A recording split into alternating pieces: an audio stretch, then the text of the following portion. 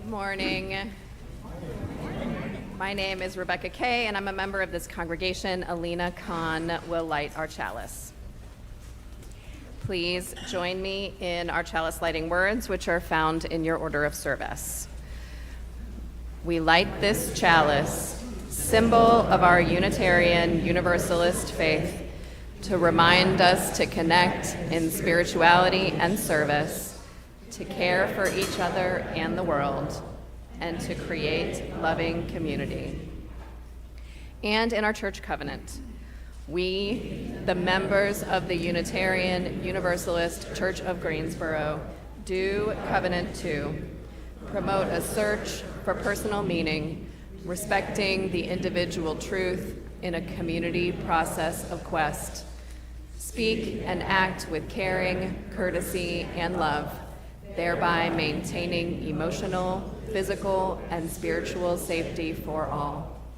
Support UUCG and denominational efforts with our resources. Combat injustice while promoting equality. Nurture our children on their spiritual journey. Hold ourselves to this covenant, especially during times of conflict and disagreement. We are delighted this morning to have with us Reverend Julie Peoples again as our special guest during Reverend Sadie's maternity leave.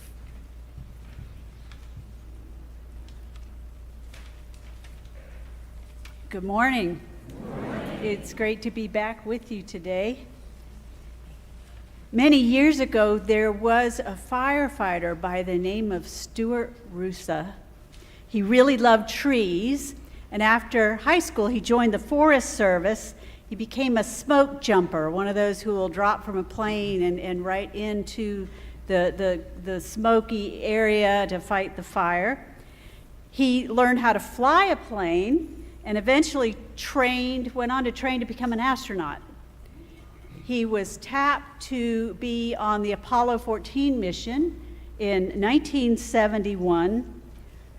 Each of the 3 astronauts on that lunar mission were told they could bring a very small bag of something that meant a lot to them from Earth.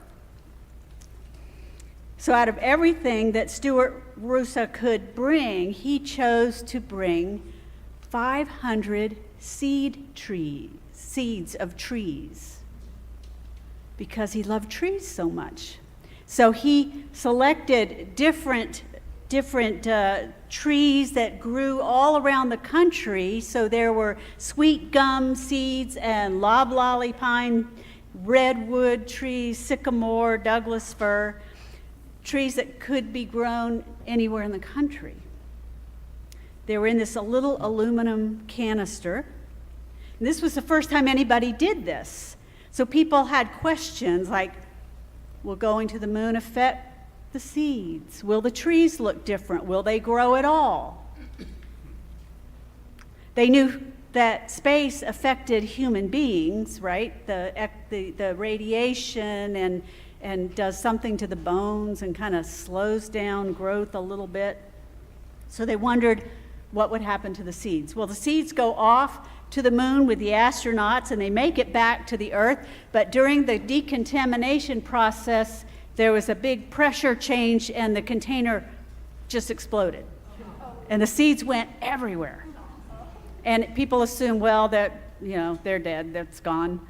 But they tried anyway, and so NASA sent them out to the Forest Service greenhouses where they got planted in soil.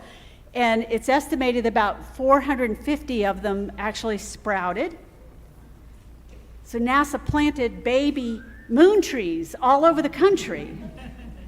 There were some at the White House, at state capitals, at military bases, in front of a junior high, some in private yards, at schools, a Girl Scout camp. And sometimes they put a plaque on the tree or near the tree, and sometimes there was nothing to designate what it was. And over time, people started forgetting about the moon trees until back late 90s, a 3rd grade girl saw one outside her Girl Scout camp, and it had a little plaque, moon tree. So she asked her teacher, what is that about? Teacher didn't know. Teacher writes to NASA, gets a scientist, Dave Williams, who says, I don't know, but starts doing some research and finds out about the moon trees. They had been forgotten, and there was no official record of where they were all planted. So Dave decides that NASA really should try and find out, and he starts a website that basically says, if you find a tree that says moon tree on it, let me know. And people started to email him the whereabouts. And people were like, hey, there's this tree in the plaza in my town. It says moon tree. I've never known what that meant. So he started collecting all the locations of these moon trees that people have discovered. There are just over 100 now that they know the locations of the original ones. There's one in Asheville is the closest one to us at the Botanical Garden. You can see it there. Most of them are still growing. Nobody, people don't know. These seeds went to the moon. But you can look for them and look for their plaques. And if you find one, let NASA know, and they'll add it to their map. I heard this story on a podcast months and months ago and was just captivated by it. So now everywhere I go, I look for moon trees, and I advise that you do the same. NASA has now sent into space over 2,000 seeds and seedlings and have planted them, along with second generation from the original moon trees. They even had a children's art contest. I'll tell you about that a little later. So next time you're traveling on a trip or walking through the woods or looking around the trees at your school, see if you find a moon tree.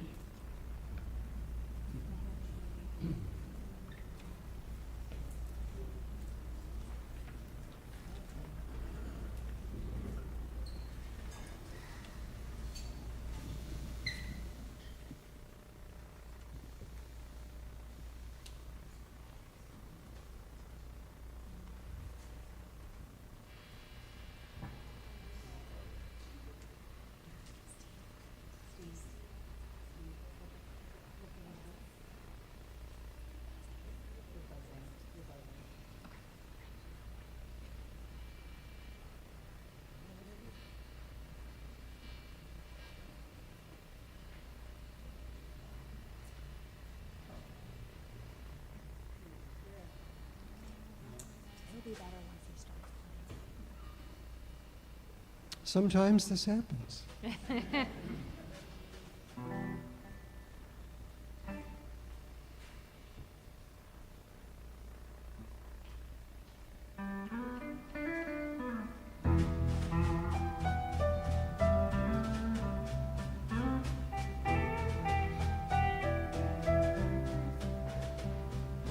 Brother, I need to talk to you. This might sound strange, and you probably think I'm crazy. I've lost my mind, okay. But I'm amazing, I'm incredible, I'm a miracle, a dream come true. And I'm marvelous, I'm beautiful. Guess what? So are you.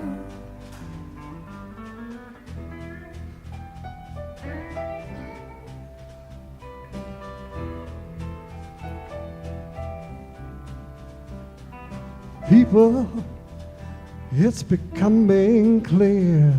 I can feel it down in my soul. I know that I am you and you are me. Oh. And I'm grateful for the simple things that we take for granted every day. I can walk, I can talk, I can use my mind, okay. And I'm amazing, incredible. I'm a miracle, a dream come true. I'm marvelous, I'm beautiful. Guess what? So are you. That don't mean we're better than anyone or anything. It's called to come together and accept responsibility and be amazing, incredible, love in the dream come true. I'm marvelous, I'm beautiful. That's what, so are you. Guess what? So are you. That's right. So are you.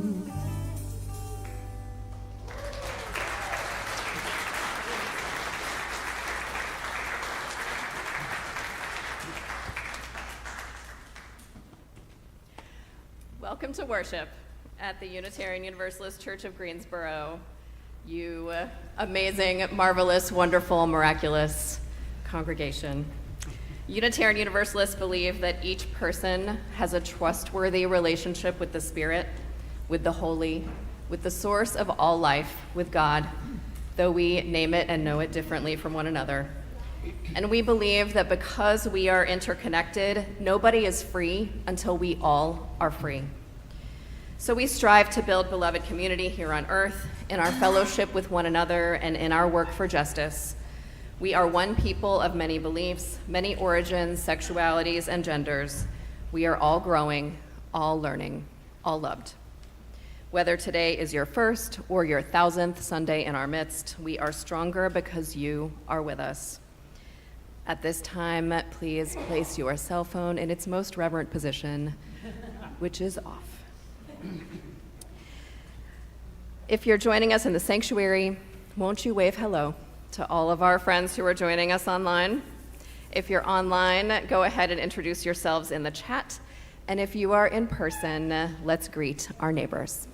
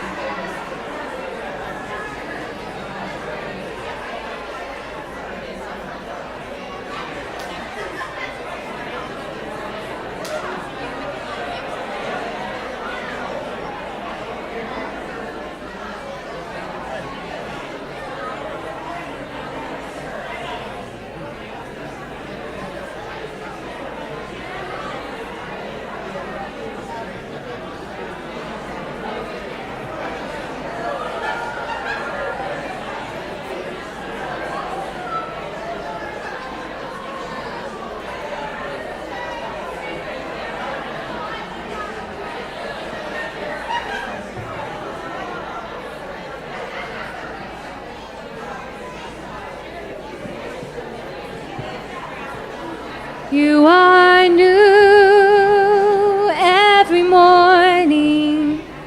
You are new every morning.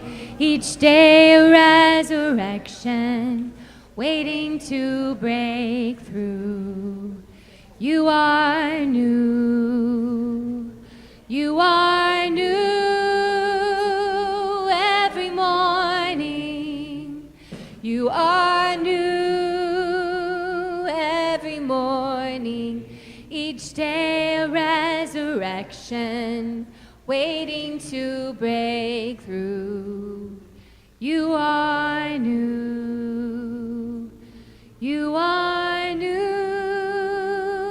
every morning. You are new every morning. Each day a resurrection, waiting to break through. You are new.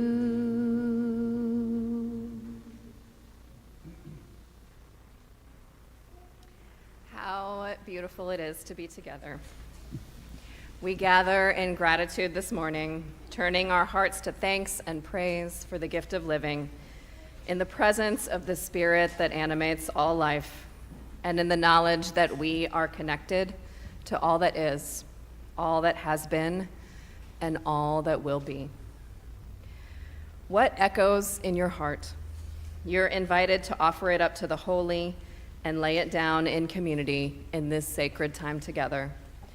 If you're online, this is the time to share your joys and sorrows with one another in the chat. If you're in person and you have a milestone you would like added to our prayers, you can fill out an orange card, which the ushers will collect from you. If there's a joy on your heart, place a plant from our grounds in the vase. If you have a sorrow, place a stone in the bowl. Light a candle of prayer and presence for someone you're holding close to you. If you're not sure how you're feeling, or maybe you're feeling a little antsy, there are pipe cleaners in the back to fidget with, mandalas to color, or you may have brought your own needlework, which you should feel free to do. In church, we practice becoming more fully human. This is our time to take stock of how we are and to take what we need, knowing that the table is set for us all.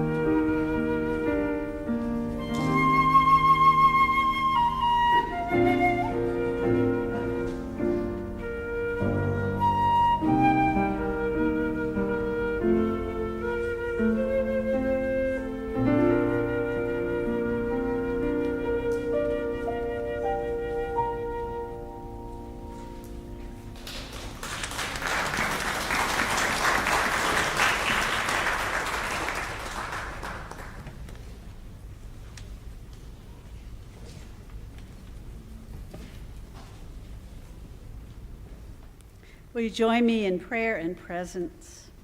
We name aloud or in the chat at this time those people on our hearts, living or dead, near or far, that this community might hold them in love. We pray especially for prayers of joy, concern, a sorrow. 3 years into this is an anonymous request. Dating as a single parent is hard. Our prayers of compassion and hope are with you. Khan family says they are grateful for their father's kidney surgery. June 19th was successful. He is recovering more comfortable now and in less pain than he's been. We also ask healing thoughts toward our grandfather who fell and broke a rib last week, and our grandmother's blood pressure. So prayers for the Khan family, our prayers for compassion and healing and strength are with you. Anna, Mark, Arthur, and Hugo Zimmerman. After many months of hard work and lots of crying, Hugo is proud to share he is officially crawling, or more like baby Parker crawling? Is that right? Parker, okay, got it. Where he can get where he wants to go through a series of sitting up, laying down, rolling to his side, sitting back up, and yes, even some pushing with his legs and pulling with his arms. He continues to keep our household interesting by doing things truly his own way. So we are with Hugo and with all of you during this amazing time. And continued love to Sadie and her new family, to Hazel and his name. Bobby? Yes, sorry. Brain freeze. As they adjust to new life with baby Hazel. Luca says, 2 of my friends are here today, and I am so happy. And we are joyful and grateful right along with you, Luca. Audrey says, thankful for all the players in the World Cup who model good sportsmanship and graceful winning and losing for my own children, but also for the world. Valerie Bowler writes that Colette completed the We Are Summer Social Justice Camp Friday with 3 mock protests and chat. We've had tons of difficult but productive conversations this week, and it's been fantastic. Our prayers of joy and gratitude for all involved in that good effort as well. Kate Katahdin writes, as a Medicaid caseworker, I'm joyful this week that immigrant children and pregnant women won't be losing their medical coverage. Joys and gratitude indeed. And Ingrid Chen McCarthy, I am very proud of my daughter Mabel for her first year of swim team. They won the city meet championship, and very grateful the season is over.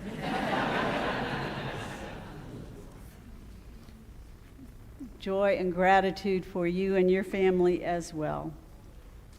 Harold Guns, this Thursday will mark 49 years of marriage together for Tish and me. Says, glad I ignored her dad's advice to run away.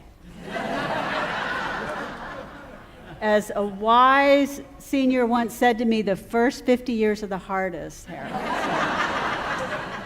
So, congratulations, our joy and gratitude for you both.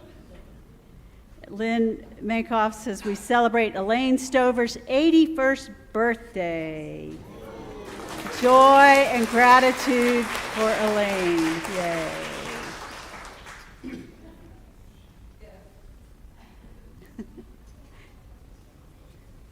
Let us join our hearts together. Spirit of life, God of many names and of no name, source of all, We rest in this moment of peace, abiding in love's presence. We have come carrying gratitude for this community where compassion and justice abound.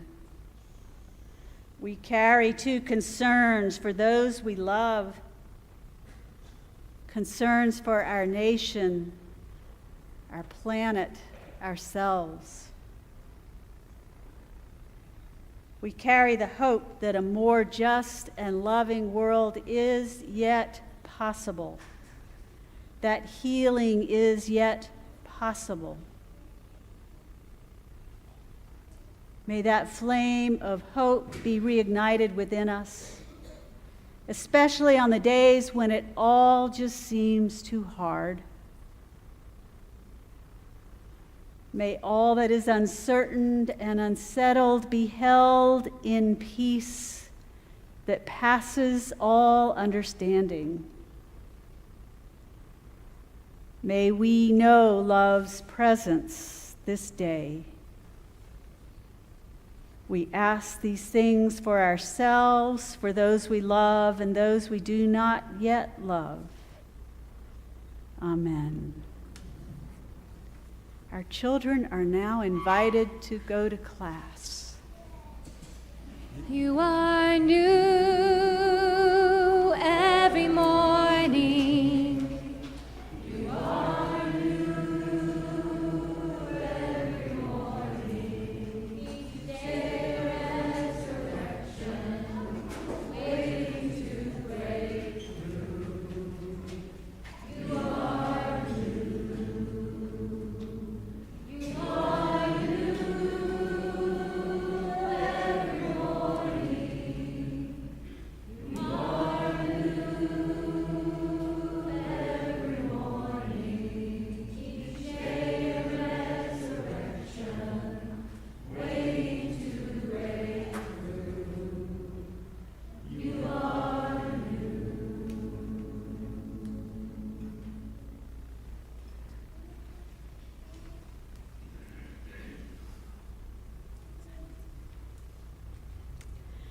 Now, during these moments of silence, you can focus on something that you are grateful for, someone you are remembering especially today, or just the sensation of where you are, the chair supporting you. Will you find a comfortable place in your seat and take a few easy breaths as we settle into our shared silence together?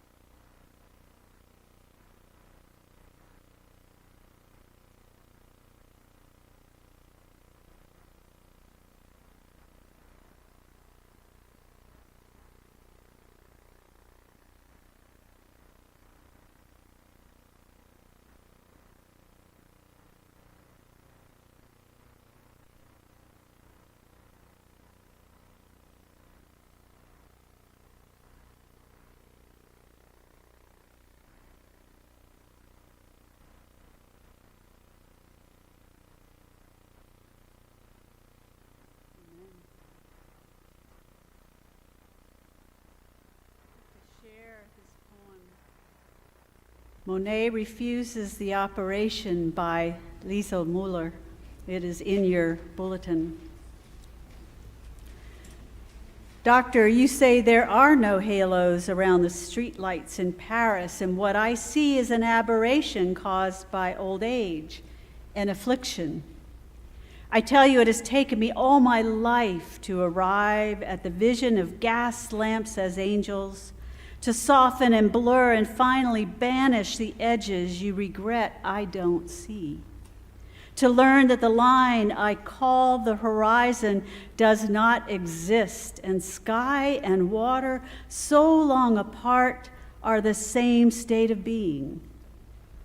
54 years before I could see Rouen Cathedral is built of parallel shafts of light, of sun, and now you want to restore my youthful errors, fixed notions of top and bottom, the illusion of three-dimensional space, wisteria separate from the bridge it covers.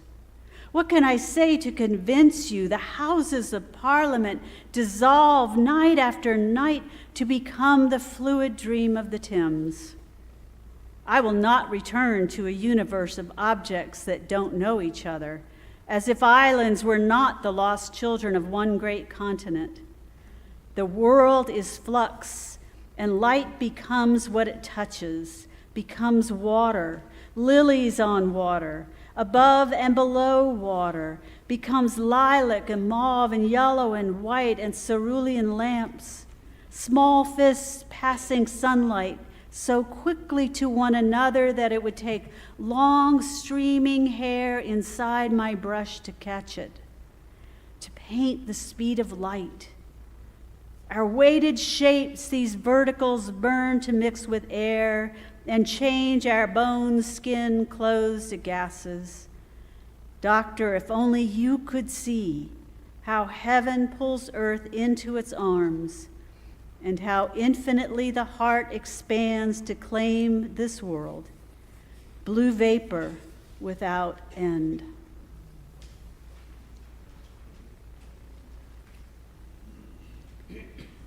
First off, let's hear it for cynicism. I mean, it's hard not to be cynical these days, right? Totally understandable. I can so easily go there. And because I can get cynical really easily, friends and I have already been exchanging awful memes about Lindsey Graham, God help us. But because I can easily go there, I've been really trying to give some thought about how to resist it. Trying to figure out what helps me when I want to throw my hands up, when that little voice in the back of my head says all politicians are corrupt, nothing will ever change, why get involved, the planet is clearly burning up. Am I the only one that hears that voice? I didn't think so. I want to be clear, I'm not talking about skepticism. Skepticism means approaching situation with questions, with evaluation, with voicing reasonable doubts.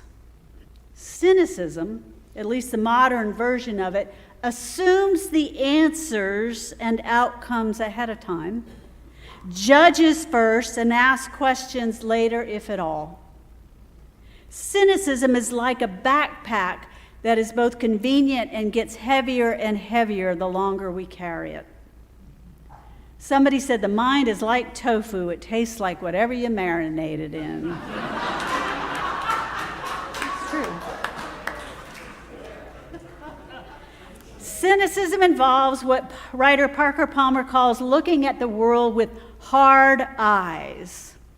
When we look at the world with hard eyes, we see threats, walls, enemies, dead ends. Cynicism assumes the worst in everyone and everything, takes for granted the worst case scenario as the most likely outcome. And it is understandable. It gives a sense of predictability and control. Looking at the world with soft eyes, as Parker Palmer says, is different. seeing past the hard edges, letting people surprise and delight you.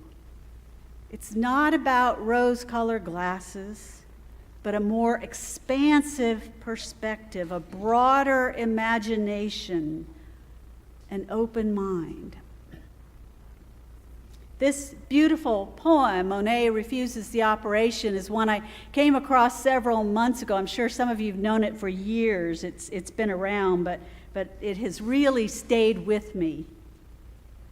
Claude Monet, of course, is remembered for his gorgeous paintings of water lilies, gardens, footbridges over ponds, the Rouen Cathedral, and over 100 paintings of the Houses of Parliament in London. You have a bulletin picture that you can be Monet. You can color in that picture, I noticed in the back. He did, in fact, have very bad cataracts and repeatedly, adamantly refused to have an operation that had already been in existence then. Later on, he finally did in one eye, and he was not a happy camper. The poet cast Monet as defending the kind of vision that blurs lines, that sees the blending and the intertwining of color and light and form. He was unwilling to allow the world with its realism and hard edges to define his vision. He refused to be limited by conventional ways of viewing reality.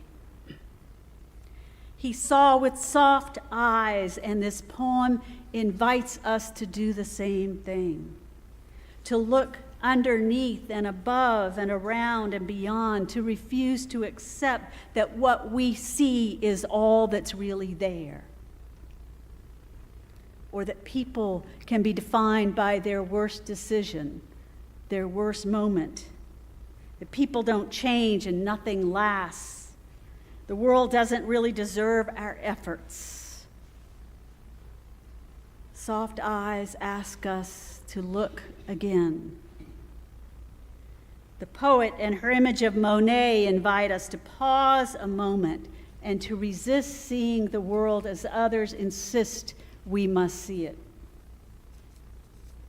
Reminds me to look again, to look with more curiosity than certainty, to offer each other, the world, and ourselves a little bit of grace. Soft eyes see the threads of interconnection. I will not return to a universe of objects that don't know each other, as if islands were not the lost children of one great continent.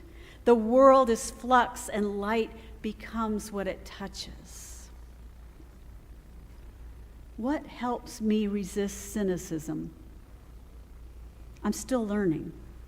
But so far, what is helping me? Poetry, music, allowing myself to be just a little more vulnerable, more creative, to put myself in situations where awe is possible. I think awe is the greatest antidote there is to cynicism. I'm not very good at gardening. Not false humility, it's true. But I make up for that with enthusiasm and personal amazement that anything comes up out of that ground year after year. That frozen hard soil can turn into a pomegranate tree or a black-eyed Susan. Paul and I were gone for about 10 days at the end of May, early June, and we returned to a jungle in our yard. The volunteer tomatoes had taken over. Side note, the tomatoes I actually planted in the backyard had already been attacked by some fungus or other. We stood in the garden and looked at each other, the sad, droopy brown branches, and we repeated what we often repeat when something goes terribly wrong in the house or the yard or our lives. An enemy has done this.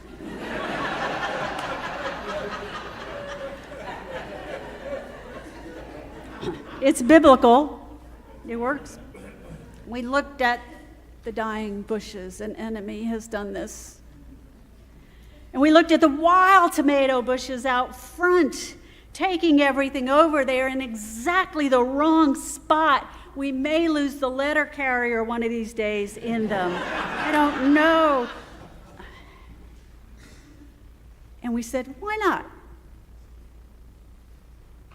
They're already bearing tomatoes. Let them grow. Because that's the kind of wild and crazy retirees we're trying to be. I always fretted about not having time to take care for the yard and the garden, not to have a perfectly manicured lawn and garden like everybody else in the world always seemed to have. And I am learning slowly to laugh at my own perfectionism, an endless need to have it all together, or at least look that way, and to be right. I am practicing now to look at all sorts of things with soft eyes, learning to have a messier yard that makes the pollinators happier and appreciate the wonder of it all. In those moments when I want to blame an enemy, when I want to label Stephen Miller as subhuman,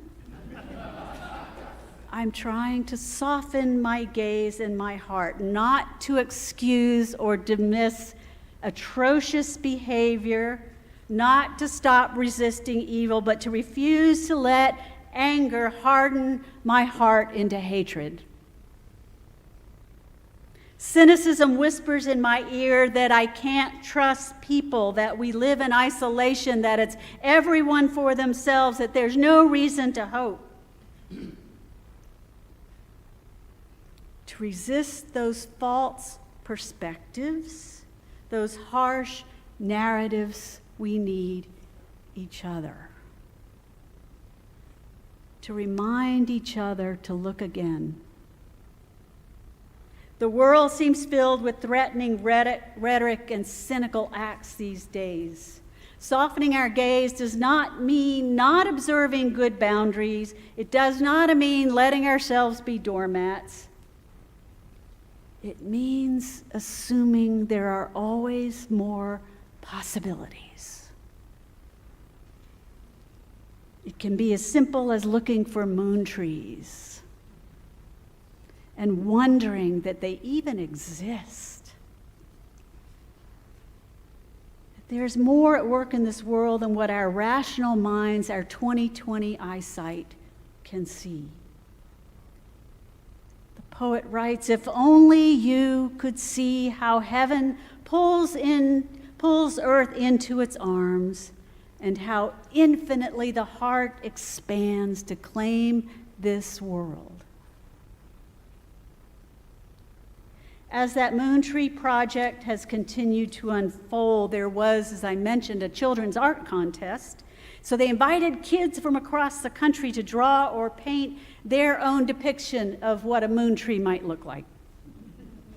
And if anything can break through cynicism, it's children's art. Crayon drawings of glitter trees, strange creatures crawling underneath, watercolor massive redwoods with an even bigger full moon behind it. I think Monet would approve. Blessed be and amen.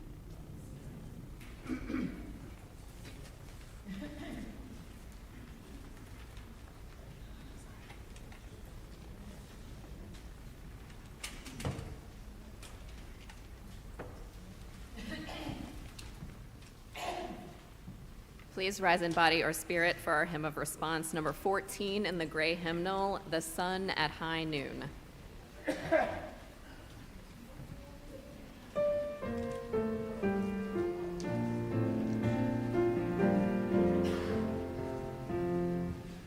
sun at high noon, the stars in the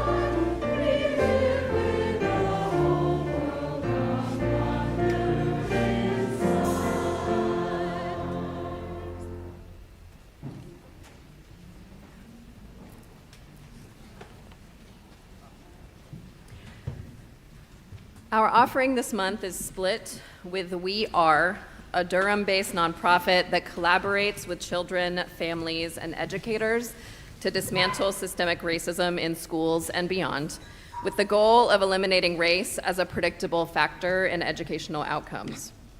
We give today because we resist the voice that tells us the world is helpless. We resist the politicians who sign legislation that makes it illegal for public school systems to do the work of explicitly eliminating race as a predictable factor in educational outcomes in our work. Activist Mariama Kaba writes, "Hope is a discipline." And our UU values emphasize that generosity is a value that binds us in covenant. Give to resist, give to hope, give to worship. Give in whatever way you can. Ushers will come forward to collect the offering, which will now be gratefully received.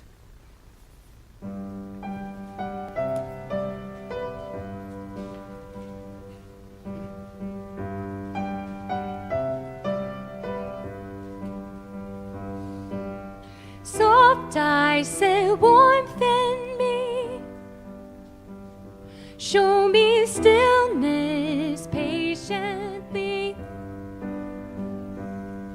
I know sometimes I'm hard to reach, but your soft eyes keep holding me, keep holding.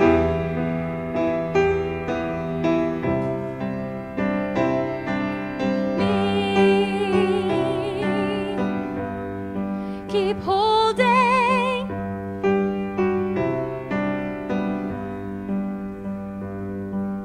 Soft eyes, what can you see?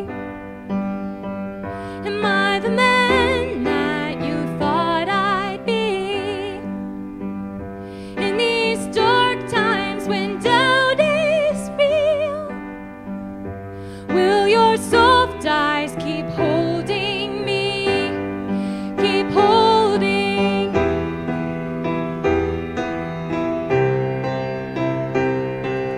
Me.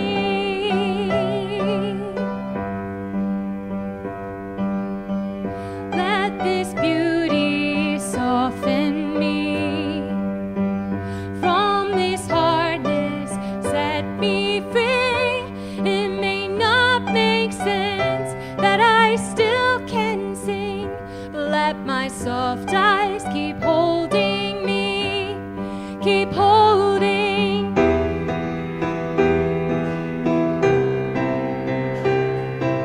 Me, keep holding.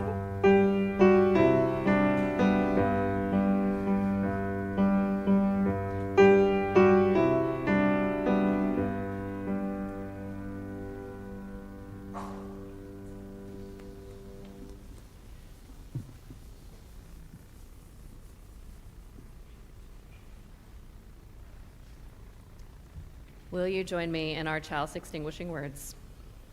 We extinguish this flame, but not the light of truth, the warmth of community, or the fire of commitment. These we carry in our hearts until we are together again. If you'd like to get more connected, please fill out the contact form on the church's website, or you can visit the visitors table in the lobby after the service. A very important announcement, there has been another round of Reverend Sadie scam emails. I'm here to remind you that not only will Reverend Sadie never ask you to send her gift cards or do her a favor by email, she will definitely not be doing that while she's on maternity leave and her email is turned off. So please mark as spam any scam emails that you get, and be vigilant in your safety and hygiene from people who mean to do us ill. We are grateful that Reverend Julie has been here with us the last 2 weeks. She will return to us in September. We will have lay preachers through August, so we are excited to have voices from the members of the church. in the pulpit for the next few weeks. And I'm also excited to share that on your way out today, we will begin engaging in the thing that Reverend Sadie asked us to do to care for her while she is gone, and that is to care for each other. Today is the first Sunday of Beloved Community Bingo. It's super fun. So you too can get a bingo card that looks like this, and the way that you get bingo is by doing the things in the blocks. Examples might be have a conversation with someone who is 20 plus years older or younger than you. Make the coffee. Participate in UU the vote. There are like 48 different blocks on these bingo cards, so you too can get your bingo card. There is a bulletin board. When you get bingo, you'll bring your card back, put it in the pocket, and sign the bulletin board, and you can even get another card and play bingo again. It's very fun. So Billy Porter and Carrie Helton will pass out cards if you want one as we leave today. So I am very excited for us to play this fun game of caring for each other. Speaking of doing things for Reverend Sadie while she's out, there continues to be cards in the lobby. If you have a message that you want to send to Reverend Sadie, Bobby, Aria, Dylan, and new baby Hazel Roan, today will be the last day that those cards will be in the lobby to go into her book of blessings. Also in the lobby are our fundraisers. I want to draw a special attention to the fact that next week here there will be a National Ice Cream Day fundraiser that will happen after the service. So come next week, hopefully with a donation, but I'm pretty sure that ice cream will be available to all in the sanctuary after the service. I was asked to let people know on the Men's Night Out announcement that Monday, tomorrow, is in fact July 13th, not July 14th. If anyone was confused about when Men's Night Out is happening, it is tomorrow. And I think that is all our announcements for today. So I'll invite Reverend Julie back for the benediction. Friends, you are amazing. We are all amazing. So let us leave this place with soft eyes and strong hearts, for all is yet possible. Love and life, hope, love, justice, still possible. And if you see a moon tree, please let me know. Go in peace. Please rise in body or spirit for our benediction hymn from this house.